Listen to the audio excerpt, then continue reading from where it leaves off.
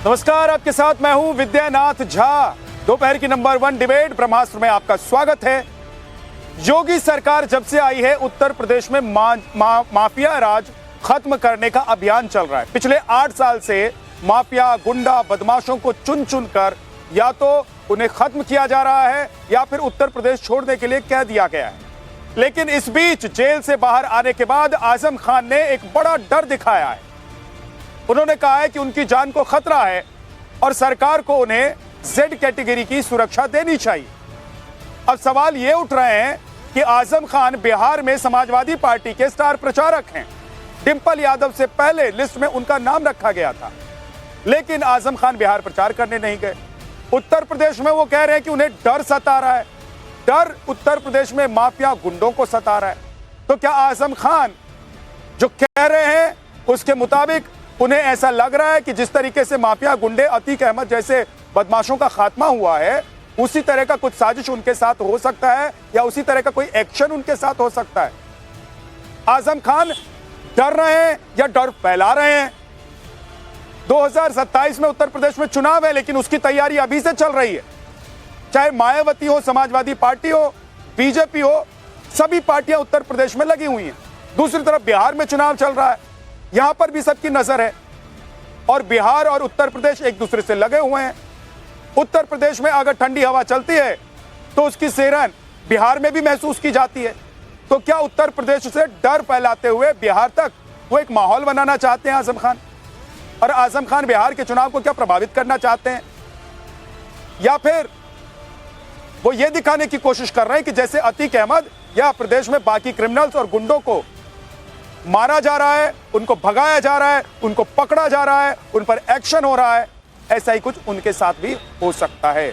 इसलिए उनको वाई नहीं, जेड कैटेगरी की सुरक्षा चाहिए। आज इसी मुद्दे पर डिबेट करेंगे। हमारे साथ खास मेहमान होंगे, उनसे आपका तारुफ करवाऊंगा, लेकिन सबसे पहले ये रिपोर्ट।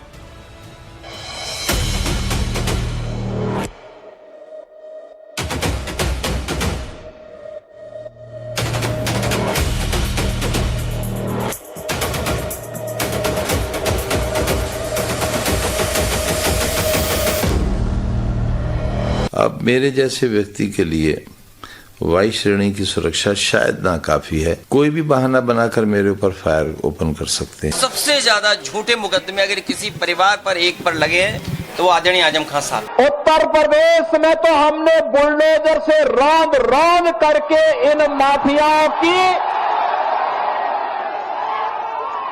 कचमूर निकाल करके उत्तर प्रदेश की धरती से जहन्नुम के रास्ते उनके खोल दिए हैं। देश के 3 बड़े भूमाफिया, पहला भूमाफिया आजम खान, दूसरा मुख्तार अंसारी और तीसरा अतीक अहमद। उनमें मैं जिंदा बच गया हूं। कब तक जिंदा हूं ये मैं भी नहीं जानता। समाजवादी पार्टी के कद्दावर नेता आजम खान जेल से बेल पर रिहाई के बाद से ही एक्टिव हैं। लगातार मीडिया से बात कर रहे हैं। कभी खुद को बीमार बताते हैं तो कभी खुद को लाचार, लेकिन इस बार तो उन्होंने अपनी जान पर ही खतरा बता दिया है। मुझे जब जेड सिक्योरिटी सुरक्षा मिली थी तब किसी की हुकूमत नहीं थी, वो किसी राजनीतिक दल ने नहीं दी थी, बल्कि गवर्नर ने ये महसूस किया कि मुझे सुरक्षा की ज़रूरत है तो जेड सिक्योरिटी मुझे दी गई थी। और उसी वक्त एसपी ने, उस वक्त के एसपी ने लिखा कि जेड सिक्योरिटी भी इनके लिए कम है, इन्हें जेड स्पेशल दी जाए। वो नहीं दी गई। अब जेड देना तो दूर की बात, कोई सुरक्षा ही नहीं है। अब मेरे जैसे व्यक्ति के लिए वाई श्रेणी की सुरक्षा शायद नाकाफी है। वजह यह है कि जो लोग बिला वजह हमारा विरोध करते हैं उनके पास केंद्र सरकार की जेड सिक्योरिटी है और जबरदस्त कमांडोज हैं। कोई भी बहाना बनाकर मेरे ऊपर फायर ओपन कर सकता। आजम खान ने कह दिया कि कोई उनके ऊपर गोली चला सकता है, लेकिन हिंदुस्तान में जिस शख्स की पहचान ही उसकी ठसक थी, रुतबा, रौब और रुआब था, जिसके शब्द शब्द में तलखी थी, वो आजम खान आज डरे हुए हैं। उन्हें डर है कि कोई भी उन्हें टारगेट कर सकता है और जो हश्र माफिया अतीक अहमद के साथ हुआ वही वाकया उनके साथ न दोहराया जाए। ये वही आजम खान है जिनके इर्द गिर्द कभी यूपी की सत्ता परिक्रमा किया करती थी, जो सरकार के समानांतर कभी हुकूमत चलाते थे। वही आजम खान आज खुद कह रहे हैं कि कोई भी उनके ऊपर ओपन फायर कर सकता है। सवाल है कि आखिर कौन है जो आजम खान की जान का दुश्मन है? आजम खान पर हमला कर किसको फायदा पहुंच सकता है? इन सवालों का जवाब जानेंगे, मगर उससे पहले यह जान लीजिए कि खुद की सुरक्षा के लिए सरकार से गुहार लगा रहे आजम खान की कभी हैसियत क्या होती थी। समाजवादी पार्टी के संस्थापक सदस्य रहे हैं, मुलायम के सबसे विश्वस्त लोगों में से एक रहे। जब अखिलेश यादव मुख्यमंत्री हुआ करते थे तब उत्तर प्रदेश में आजम खान के पास उस सरकार में संसदीय मामले, मुस्लिम वक्फ, शहरी विकास, वाटर सप्लाई, शहरी रोजगार और गरीब उत्थान, अल्पसंख्यक कल्याण जैसे कई बड़े विभाग थे। ये कलेक्टर से मत डरियो, ये तनखैया है, तनखैयों से नहीं डरते हैं। और देखें कई मायावती जी के फोटो, कैसे बड़े बड़े अफसर रुमाल निकाल के जूते साफ कर रहे हैं। हाँ, उन्हीं से है गठबंधन, उनसे उन्हीं के जूते साफ कराऊंगा इंशाल्लाह ने चाहा। 47 बरस से सियासत कर रहे 77 बरस के आजम खान विधायक भी रहे, मंत्री भी रहे, सांसद भी रहे।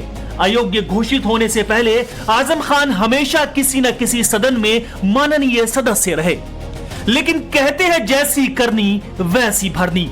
सत्ता बदली, समय का चक्र बदला और आजम खान का ज्यादातर समय जेल में कटने लगा। आज की तारीख में यूपी में योगी सरकार के कुल 3149 दिन पूरे हो चुके हैं। इनमें आजम खान का कुल 1519 दिन जेल में रहा। यानी योगी राज के कार्यकाल का आधा समय आजम खान को जेल की कोठरी ही नसीब हुई। सितंबर में नवरात्र के दौरान जेल से बेल पर रिहा हुए, लेकिन अब एक बार फिर जेल यात्रा पर जाने का खतरा मंडरा रहा है। जिसने जो किया होगा वो फल भी भोगेगा। मामले न्यायालय में है, मेरिट के आधार पर न्यायालय निर्णय ले रही है, तो उसमें सरकार और पार्टी को दोषारोपण। अब बात सुरक्षा की, जिसकी गुहार आजम खान ने सरकार से लगाई है। यूपी में मुलायम सिंह यादव की सरकार के 3 कार्यकाल में आजम खान कई बड़े विभागों के कैबिनेट मंत्री रहे। इस दौरान उन्हें जेड कैटेगरी की सुरक्षा मिली थी। फिर 2012 में अखिलेश यादव का दौर आया, तब भी 8 विभागों के कैबिनेट मंत्री आजम खान की जेड कैटेगरी सुरक्षा जारी रही। फिर 2007 में यूपी में बीजेपी की प्रचंड बहुमत वाली सरकार बनी, योगी आदित्यनाथ मुख्यमंत्री बने और उसके बाद से आजम खान के दिन पलट गए। खुद के कर्मों की वजह से योगी सरकार ने आजम खान की सुरक्षा जेड से वाई कैटेगरी में डाउनग्रेड कर दी। 2020 में जब आजम खान पहली बार जेल गए तो उनकी सुरक्षा हटा ली गई। मई 2022 में जमानत पर रिहाई के बाद उनकी वाई कैटेगरी की सुरक्षा फिर बहाल की गई। अक्टूबर 2023 से फिर जेल जाने पर आजम खान की सुरक्षा सस्पेंड कर दी गई, जबकि सितंबर 2025 में जमानत पर रिहाई के बाद आजम खान को वापस वाई कैटेगरी की सुरक्षा बहाल की गई। लेकिन रिहाई के बाद आजम खान ने यह कहते हुए वाई क्लास की सुरक्षा लेने से इनकार कर दिया कि उनके पास सिक्योरिटी स्टाफ के लिए गाड़ी, तेल, ड्राइवर का कोई इंतजाम नहीं है।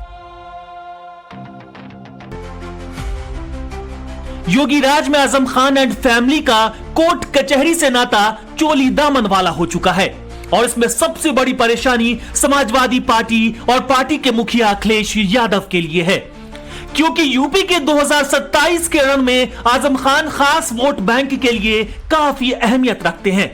लेकिन अभी बिहार चुनाव का माहौल है। आजम खान समाजवादी पार्टी के स्टार प्रचारक भी हैं। इनका नाम लिस्ट में डिंपल यादव से भी ऊपर है। बावजूद इसके आजम खान अभी तक बिहार के सियासी समर में दिखाई नहीं दिए। हालांकि उनका कहना है कि वो जब चाहे बिहार जा सकते हैं। चुनाव होना है, होगा। उम्मीद ये करते हैं कि बिहार ने देश को हमेशा नई राह दी है और लोकतंत्र की रखवाली की है। ऐसी ही उम्मीद हम आगे भी करते हैं। लेकिन सवाल ये उठता है कि आखिर आजम खान की जान को किससे खतरा है? क्या ये सिर्फ उनकी कल्पना है या फिर सियासत की गलियों में कोई साजिश रच रहा है? और अगर समाजवादी पार्टी के स्टार प्रचारक बिहार चुनाव में नहीं उतर पा रहे हैं तो 2027 के यूपी के रन का क्या होगा? क्या आजम खान का वोट बैंक बिखर जाएगा या फिर यह डर उनकी सियासी पारी के नए आगाज का नया हथियार बनेगा? Bureau report, times now Navbharat. ये वो आजम खान है उत्तर प्रदेश में जिनकी कभी तूती बोलती थी। उत्तर प्रदेश में एक पत्ता भी इनके इशारे के बिना नहीं हिलता था, प्रशासन थर थर कांपता था। अब आजम खान कह रहे हैं कि मुख्तार अंसारी और अतीक अहमद जैसा हश्र उनका भी हो सकता है। उनको डर सता रहा है, उनको डर सता रहा है या वो डरा रहे हैं? आजम खान एक खास समुदाय से आते हैं और उस समुदाय को लेकर आजम खान क्या डर का माहौल बना रहे हैं?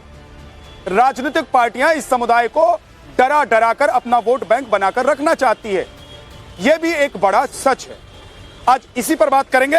हमारे साथ खास मेहमान हैं, अनिला सिंह जी हैं, बीजेपी की प्रवक्ता। डॉक्टर विक्रम सिंह जी हमारे साथ हैं, पूर्व डीजीपी उत्तर प्रदेश के।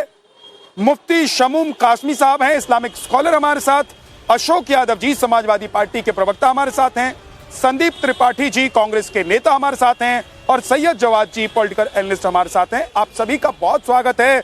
अशोक यादव जी, आजम खान खुद को बता रहे हैं कि अतीक अहमद और मुख्तार अंसारी जैसा हश्र उनका हो सकता है।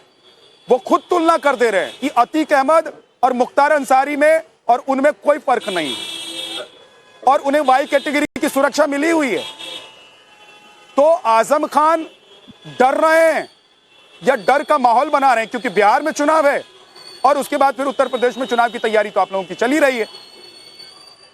विद्यानाथ जी, उत्तर प्रदेश में योगी राज में हर व्यक्ति डरा हुआ है, कोई भी व्यक्ति हो। अभी तो कल की घटना है, संजीव गौड़ उत्तर प्रदेश सरकार के समाज कल्याण राज्य मंत्री, सोनभद्र में उनके काफिले को ओवरटेक करके हमला किया गया।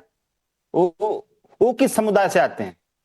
दूसरा, रवि सतीजा कानपुर, उन्होंने अभी वीडियो जारी करके बताया कि किस तरह से अखिलेश दुबे उनके जान के लिए खतरा बना हुआ है और वो तत्कालीन डीजीपी प्रशांत कुमार जी से मिले और पता चला कि वो जो अखिलेश दुबे है उसके ऊपर जो एसटीएफ के चीफ है अमिताभ यश जी का हाथ है।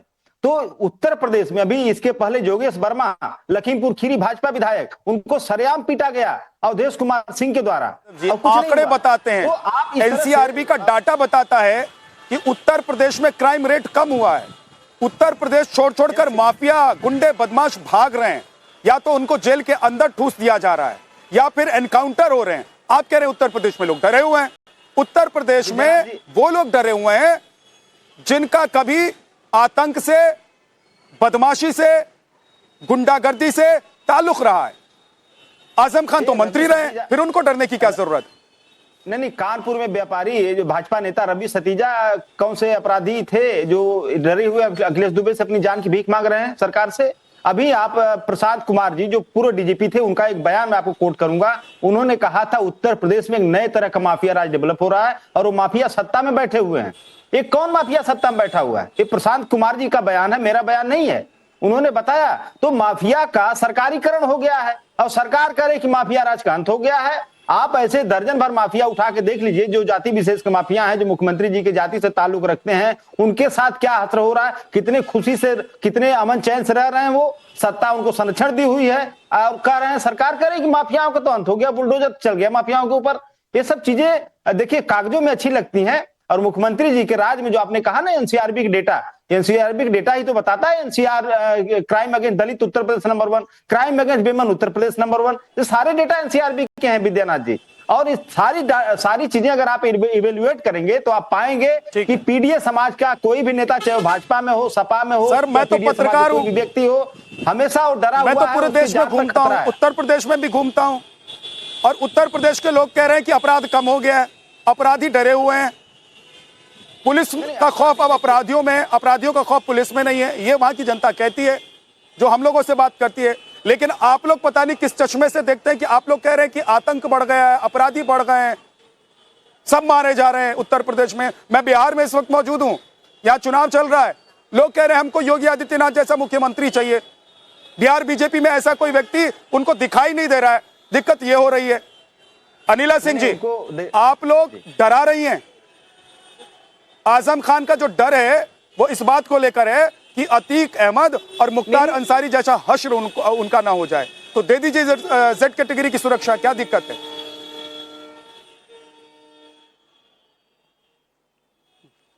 मेरी सभी को राम राम। और उत्तर प्रदेश में अपराधी डरे हुए हैं। अब आजम खान जो हैं जेल में रहकर आए हैं, तो मुझे मालूम नहीं कि इस वक्त उनकी सोच क्या है। वो अपने आप को एक निर्दोष नागरिक मानते हैं या अपने आप को अपराधी मानते हैं? किस चीज का डर लग रहा है भाई? बहुत ज्यादा डर रहे हैं तो वापस जेल में चले जाएं अगर अपने आप को वहां पे सुरक्षित महसूस करते हैं। अगर उनको लगता है कि अगर वो आजादी के साथ सड़कों पर अपनी गाड़ी में बैठकर घूम रहे हैं और फिर भी उनको डर लग रहा है, तो अगर अपने आप को ज्यादा सुरक्षित जेल में समझते तो जाके बैठो ना जेल में। दुनिया भर के कुकर्म किए, 100 चूहे खाकर बिल्ली चली हज को। हाँ, तमाशा बना के रखा हुआ है कि मुझे वाई कैटेगरी नहीं चाहिए, मुझे वाई प्लस नहीं चाहिए, मुझे तो जेड चाहिए और जेड में भी स्पेशल चाहिए। क्यों? फोर्स फालतू बैठी हुई है क्या?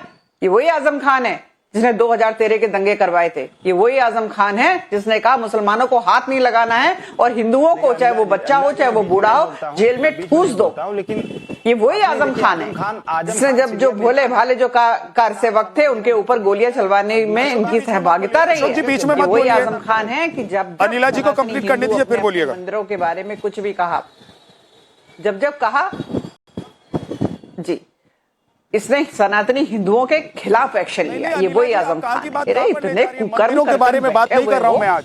मैं कह रहा हूं आजम खान को डर लग रहा है। मैडम सुनिए ना, डर रहा है। अनिला जी, अनिला जी, शायद इनको अपने अल्लाह मियां पे भी विश्वास नहीं है। नहीं अनिला जी, मेरी बात तो सुनिए भाई। चाहे उन पर केस चल रहा है आजम खान पर, चाहे वो जेल में रहकर आए हैं, लेकिन उनकी जिम्मेदारी भी सरकार की बनती है। उनको डर सता रहा है। क्यों ऐसा माहौल उत्तर प्रदेश में है कि आजम खान जैसे किसी व्यक्ति को जो पूर्व में मंत्री रह चुका है, जिसकी तूती बोलती थी उत्तर प्रदेश में, आज उनको डर लग रहा है?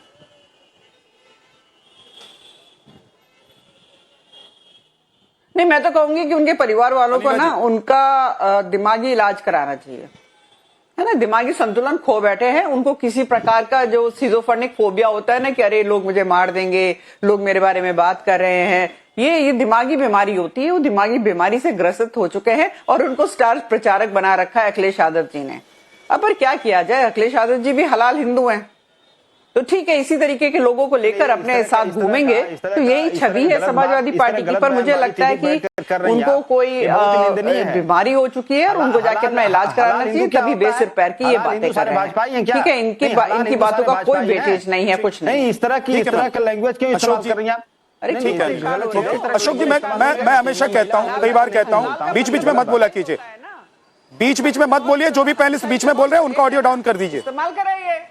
मैं करना नहीं चाहता हूं ऐसा, लेकिन आप लोग ऐसा पैनल में मत किया कीजिए। सर, आप लोग सभी सीजन्ड हैं, अनुभवी हैं, आप लोग बीच में मत बोला कीजिए।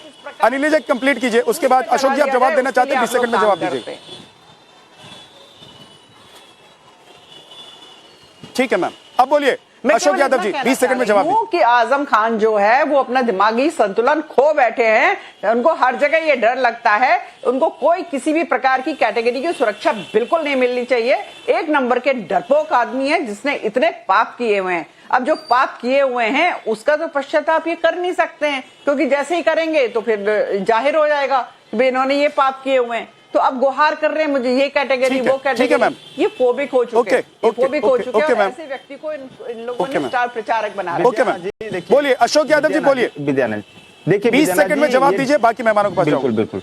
देखिए, आंकड़ों के साथ में बता दूंगा, योगेश वर्मा भाजपा विधायक, संजीव गौड़ भाजपा के मंत्री, इस तरह दर्जन भर ऐसे लोग हैं जो पीडीए वर्ग से आते हैं। भाजपा के नेताओं को डर रहा है, भाजपा को सोचने दीजिए। सुन लीजिए अशोक भाई, भाजपा नेताओं को डर लग रहा है, भाजपा को सोचने दीजिए कि भाजपा की सरकार होते हुए भाजपा के नेता डर रहे हैं या उनके साथ कुछ गलत हो रहा है। मैं पूछ रहा हूं आजम खान को क्यों डर लग रहा है?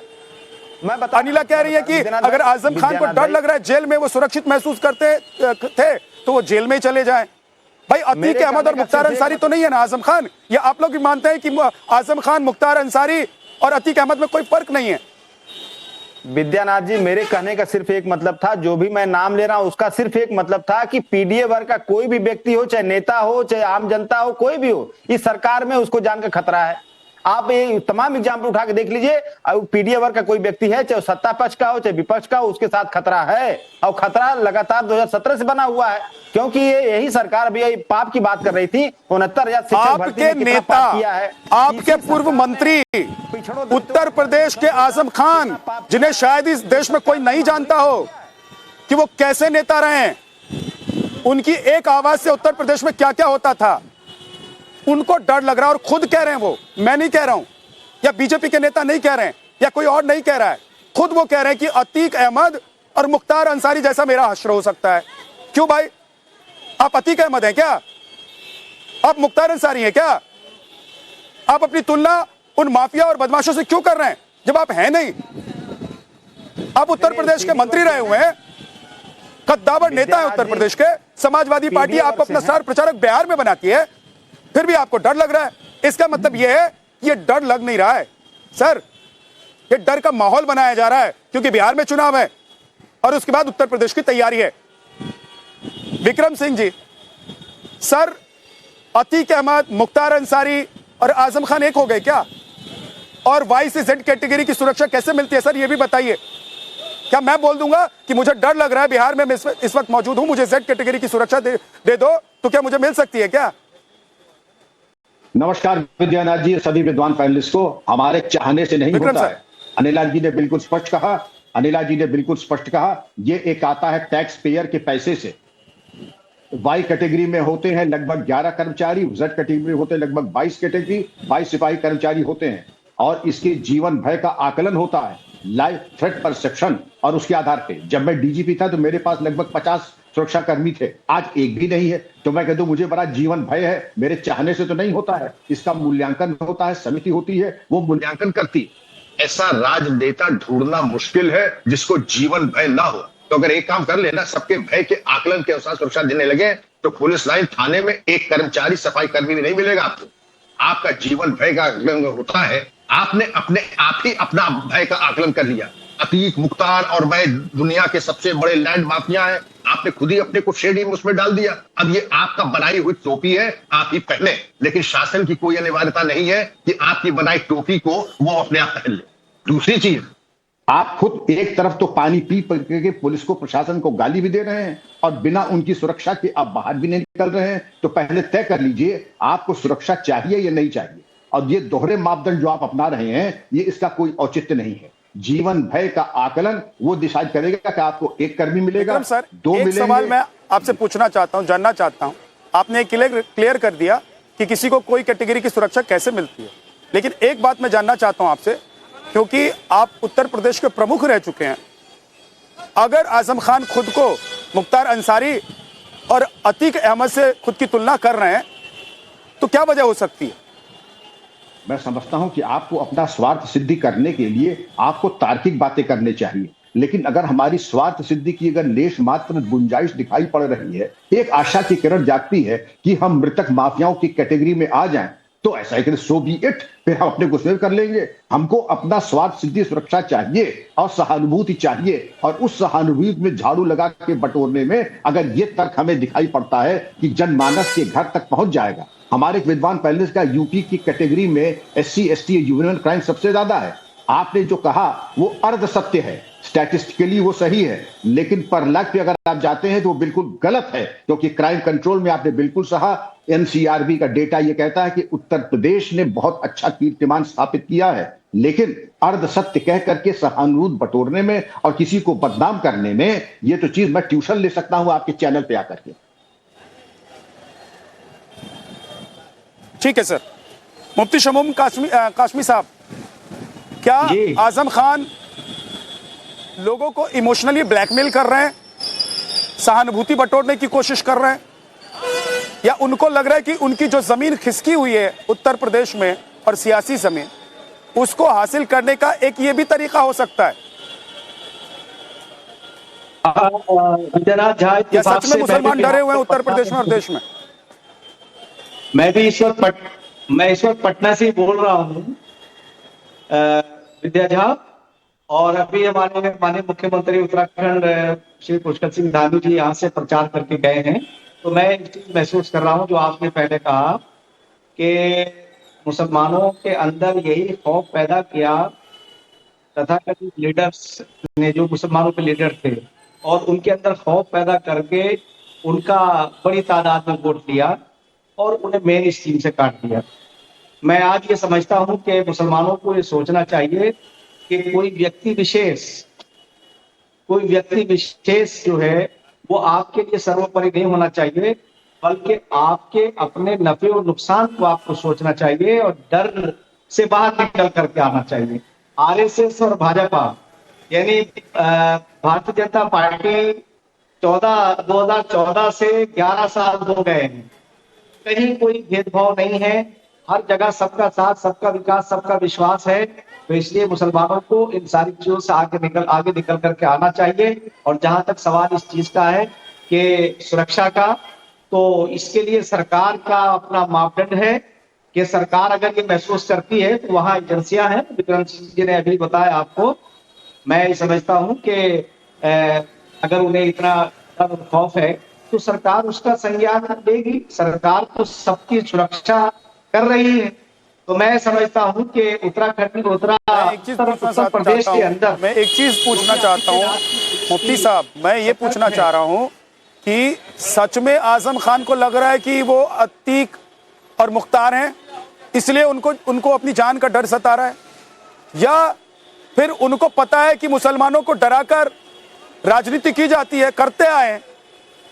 भाई इसमें कोई संदेह नहीं है ना कि मुसलमानों को डरा कर कि उस पार्टी के पास जाओगे तो मार दिए जाओगे, इस पार्टी के पास जाओगे तो मार दिए जाओगे, तुम्हारे लिए सिर्फ हम ही हैं, MY समीकरण लेकर मैं ही चलता हूं। इसीलिए आजम खान उस राजनीति को जिंदा कर रहे हैं। बिल्कुल आप विद्यानाथ झा, बिल्कुल ये आपकी इसमें सच्चाई है। तो आपने सेकंड बात कही कि मुसलमानों को डरा के उन्हें वोट बैंक बनाने का ही प्रयास है, और ये 60 साल कांग्रेस ने ये काम किया, और ये जो तथाकथित सेकुलर हैं, समाजवादी हो या अन्य दल हो, तो उनके मीडिएटरों की तरह मुस्लिम लीडरों ने काम किया है, जबकि इन्हें ऐसा नहीं करना चाहिए। भाजपा, भारतीय जनता पार्टी जब से आई है पूरा देश दंगा मुक्त है मुक्त है, और किसी के साथ कोई ज्यादती नहीं हो रही है। तो आजम खान साहब हो या अन्य लोग हों, उन्हें घबराना नहीं चाहिए। योगी जी की पुलिस और देश के प्रधानमंत्री सबकी सुरक्षा के लिए काम कर रहे हैं, सबके विकास के लिए काम कर रहे हैं। बस मुसलमानों को डराना छोड़ दें ताकि वो अपने विवेक से आकर के अपना मतदान करें। तो मैं आज बिहार की धरती से, पटना से मैं देख रहा हूँ कि किस तरह से। ठीक है मुफ्ती साहब, मैं लौट कर आऊंगा आपके पास। एक बार दूसरे मेहमानों के पास भी चला जाता हूं। सर संदीप त्रिपाठी जी, ये सहानुभूति बटोरने की कोशिश है, डर लग रहा है, सच में उत्तर प्रदेश में डर का माहौल है, या आजम खान को सच में लग रहा है कि मुख्तार अंसारी और अतीक अहमद में कोई फर्क नहीं है, उनमें और इन दोनों में? तीन बातें सर।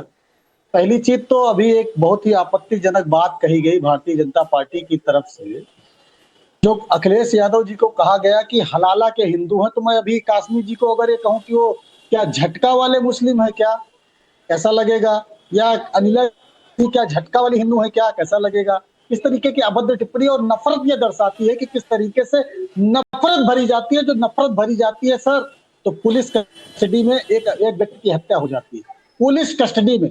ये सर कानून का अच्छा है या खराब है, ये प्रदर्शित करता है। अभी आपने कहा कि आप पत्रकार है, घूम आप यूपी भी जाते हैं, आपको तो डर नहीं लगता। सर आपको डर लगे या ना लगे, लेकिन मैं उदाहरण दे देता हूँ इसी वर्ष का।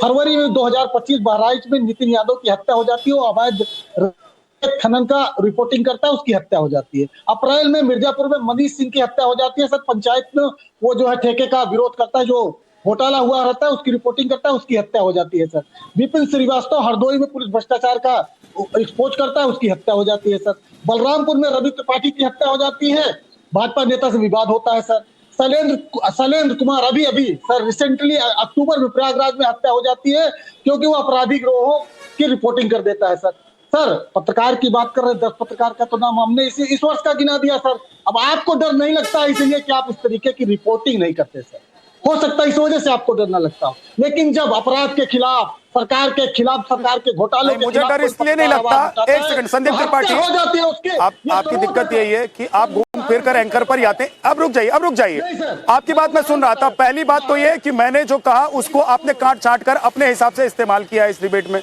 उसको ठीक कर लीजिए। मैंने कहा कि मैं देश भर में घूमता हूं, मैं पत्रकार हूं, मैं उत्तर प्रदेश में जाता हूं, मैं इस वक्त बिहार में मौजूद हूं, और उत्तर प्रदेश के लोग कहते हैं कि माफिया राज खत्म हो रहा है, गुंडागर्दी खत्म हो रही है, महिलाएं, बच्चे, बड़े पुरुष सभी लोग ये कहते हैं, मानते हैं कि योगी के आने के बाद अपराध कम हुआ है। बिहार में घूम रहा हूं, लोग कह रहे हैं हमको योगी जैसा मुख्यमंत्री चाहिए। सब डरता वो है जो दूसरों को डराता है।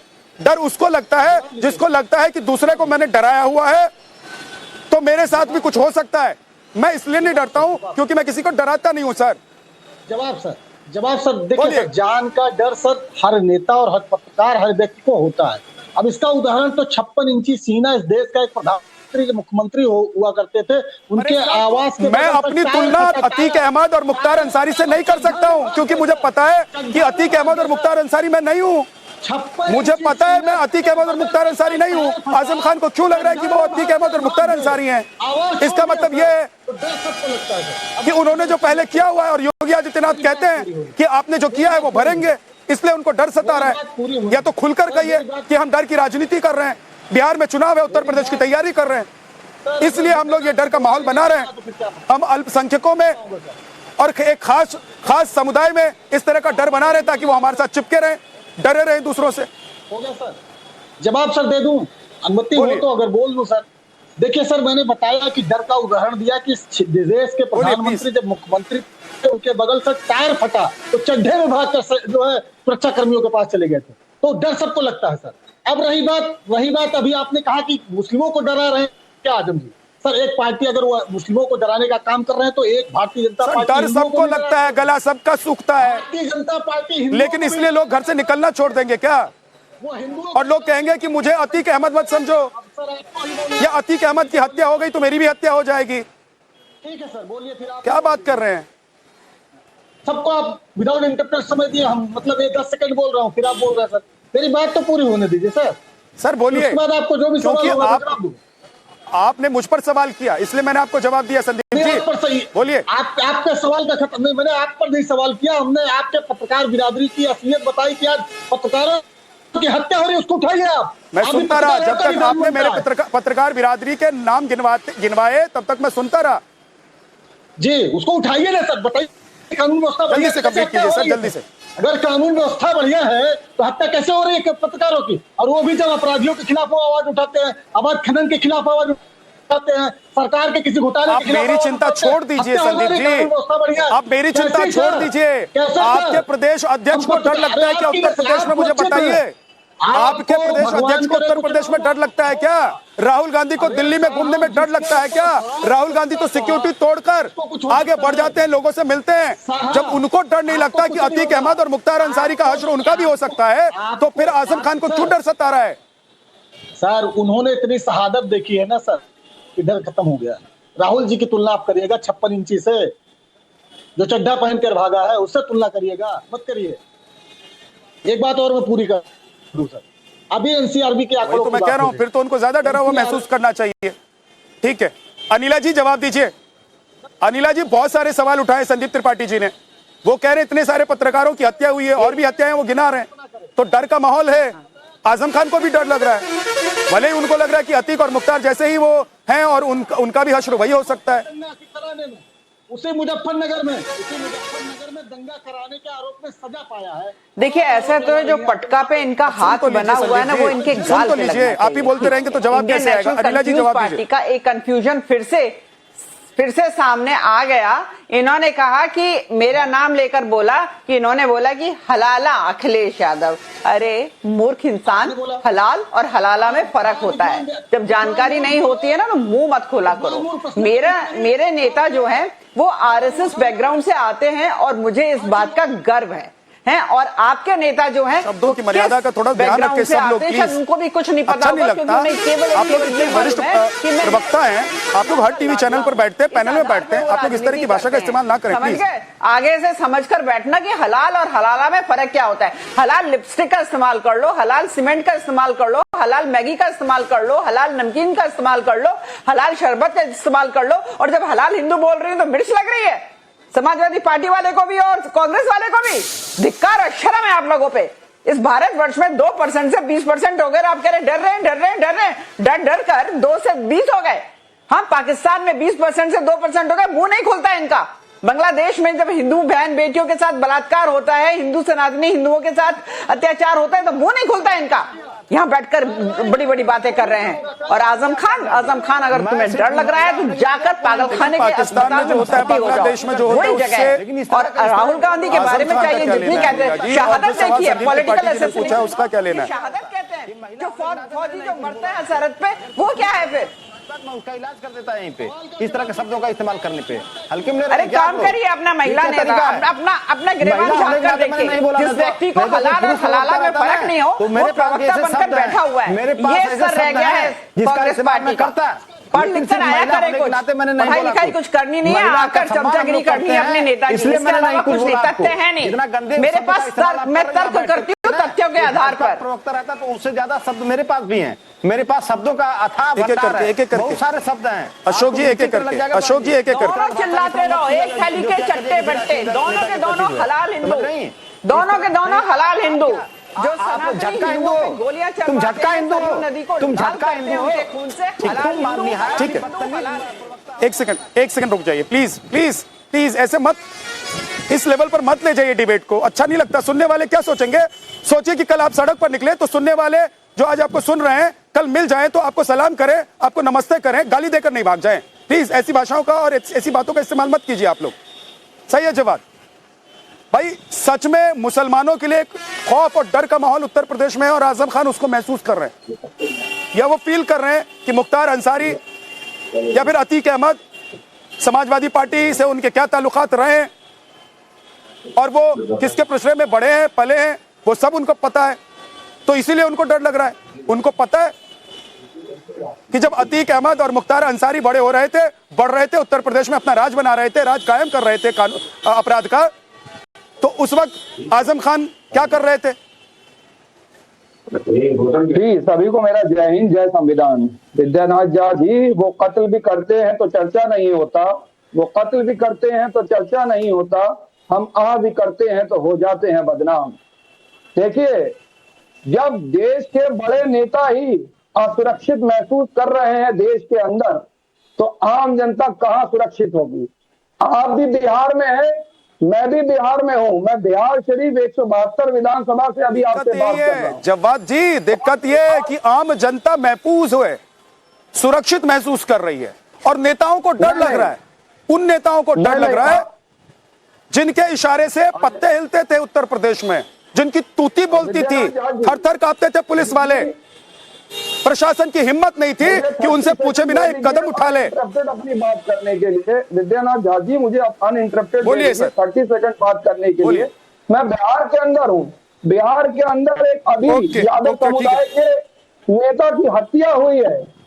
आप भी बिहार के अंदर, मुझे खुद डर लग रहा है, मैं बिहार के अंदर हूँ, डबल इंजन की सरकार है। आप खुद कह रहे हैं कि बिहार के लोग कह रहे हैं मुझे योगी जैसा मुख्यमंत्री चाहिए, यानी नीतीश कुमार फेल हो चुके हैं। आप ये कहने की कोशिश कर रहे हैं। और रही बात आजम खान साहब की, आजम खान साहब के ऊपर जितने झूठे मुकदमे लगाए, और मैं तो आजम खान साहब को जानता भी हूँ, मैं कह रहा हूँ कि आजम खान साहब की सच में जान को खतरा। और मैं उनसे ये कहता हूँ कि बिहार मत आइएगा, बिहार के अंदर महाजंगल राज है, कुछ भी हो सकता है बिहार के अंदर कभी भी। अरे जब राहुल गांधी, मैंने कहा कि राहुल गांधी देश का एलओपी की जान को खतरा है, वो भी सुरक्षित नहीं है। लगातार उसके ऊपर भारतीय जनता पार्टी के टीवी पर बैठ कर के एक नेता कहता है, प्रवक्ता कहता है कि राहुल गांधी को गोली। सैयद भाई, आपने कहा कि अनइंटरप्टेड आपको मैं वक्त दूं, मैंने आपको वक्त दिया, लेकिन जो सवाल मैंने पूछा उसका जवाब आपने नहीं दिया। आजम खान क्यों डर रहे हैं? आजम खान को पता है कि अतीक अहमद मुख्तार अंसारी से पास्ट में उनका रिलेशन क्या रहा है, और जब ये लोग अपना आतंक फैला रहे थे, आतंक का राज स्थापित कर रहे थे उत्तर प्रदेश में और आसपास के जिलों में, तो वहां सरकार किसकी थी, किसकी शय पर ये लोग बढ़ रहे थे, इसलिए डर सता रहा है, या वो एक राजनीतिक माहौल बना रहे हैं, उस डर को जिंदा करना चाहते हैं जिस डर की वजह से मुसलमान उन लोगों के साथ चिपके हुए थे। और अब धीरे धीरे मुसलमानों को समझ में आ रहा है कि भैया डर के नहीं रहना है, सबका साथ सबका विकास वाली राजनीति ज्यादा बेहतर है। अगर योजना आती है तो सबको मिल रही है, उस योजना का लाभ सबको मिल रहा है। और पूरी भारतीय जनता पार्टी झूठ पे जल्दी से जवाब दीजिए 10 सेकंड में। मोदी जी रायपुर में बोल रहे हैं, उनके पास झूठी यमुना बना ली हो, मैं उससे बात कर रहा हूँ। जिसने झूठी यमुना बना ली हो, छठी मैया का अपमान करा हो, बिहार का अपमान करा हो, बिहारियों का अपमान करा हो, आप उन झूठों से तवक्को करते हैं। अरे देश के प्रधानमंत्री जी सरेआम झूठ बोलते हैं, झूठा प्रोपेगेंडा। बहुत बहुत शुक्रिया आप सभी मेहमानों का।